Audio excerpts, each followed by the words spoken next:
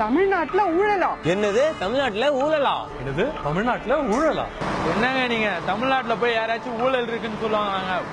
தமிழ்நாட்டுல இருக்கிற எல்லா அரசியல்வாதிகளும் ரொம்ப நேர்மையானவங்க, யாரும் ஊழல் எல்லாம் பண்ண தெரியாது. இந்த ஆர்கே நகர்ல ஓட்டுக்கு பணம் கொடுத்து தேர்தல் நின்று போச்சு, சத்தியமா அதுக்கு பேரும் ஊழல் இல்லைங்க. நம்ம அரசு மருத்துவமனையோட ஊழியர்கள் டெண்டர்ல நம்ம முன்னாள் தலைமைச் செயலாளர் ராமமோகன ராவ் 520 கோடி ரூபாய் சொந்த டெண்டர் பேர்ல போட்டு கொள்ளையடிச்சாருங்க.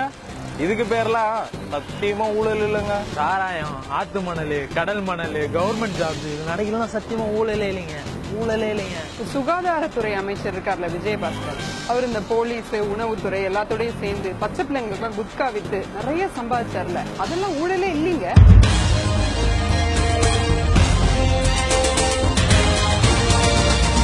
இந்த ஊழல் எல்லாத்துக்கும் அரசு அதிகாரிகளுக்கும் அமைச்சர்களுக்கும் கண்டிப்பா தொடர்பு இருக்கு. இந்த ஊழல் எல்லாம் தடுக்க வேண்டிய ஊழல் தடுப்பு துறை என்ன பண்ணிட்டு இருக்கு? என்ன பண்ணிட்டு இருக்கு? என்ன பண்ணிக்கிட்டு இருக்கு? என்ன பண்ணிட்டு இருக்கு? என்ன பண்ணிட்டு இருக்கு?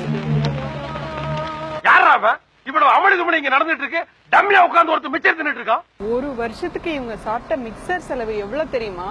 54 கோடி. குழு குழு ஏசி, வேலை செய்யாமல் சம்பளம், வருடத்திற்கு 54 கோடியில் மிக்சர் சாப்பிட சேருவீர். டிவிஏசி, தமிழக ஊழல் தடுப்பு மற்றும் கண்காணிப்பு துறை. ஊழலை ஒழிக்கதாங்க ஊழல் ஒழிப்பு துறை. நாங்க ஆதாரத்தோட கொடுத்தோம், அது மேல நடவடிக்கை எடுக்கலன்னா எதுக்குங்க நீங்க? எங்க வரி பணால சம்பளம் வாங்குற நீங்க நாங்க சொல்றது கேட்கலாம், அப்புறம் எதுக்கு நீங்க? 53 வருஷமா நீங்க மட்டும் ஒழுங்கா வேலை செஞ்சிருந்தா தமிழ்நாடு ஊழல் கூடாரம் ஆயிருக்குமா? தமிழ்நாட்டுல மொத்தம் 8 கோடி பேர் இருக்கோம். ஒவ்வொருத்தரும் ஒவ்வொரு நாளும் லஞ்ச ஊழல்னால பாதிக்கப்பட்டு இருக்கோம். ஒரு வருஷத்துக்கு வெறும் 80 பேர் மேல உங்களால நடவடிக்கை எடுக்க முடியுதா? எல்லா மாவட்டத்துக்கும் ஸ்டார் ஹோட்டல் ரேஞ்சுக்கு ஆபீஸ் வச்சிருக்கீங்க, ஆனா மாவட்டத்துக்கு 2 பேரை கூட ஜெயிலுக்கு அனுப்ப மாட்டேங்கிறீங்க. 1000-2000 ரூபான்னு லஞ்சம் வாங்குற 46 பேரை பிடிக்கிறதுக்கு உங்களுக்கு 54 கோடி ரூபாய் செலவு. லஞ்சம் வாங்குற ஒருத்தரை பிடிக்க 1 கோடியே 17 லட்சம் ரூபாய் செலவு பண்றீங்க. ஆனா உங்களுக்கு போடுற அபராதம் வெறும் 1000மோ 2000மோ போடுறீங்க. என்னங்க இது அநியாயம்? இது ஏதோ எலிய பிடிக்க ஏரோப்ளேன் வாங்கின கதையால இருக்கு.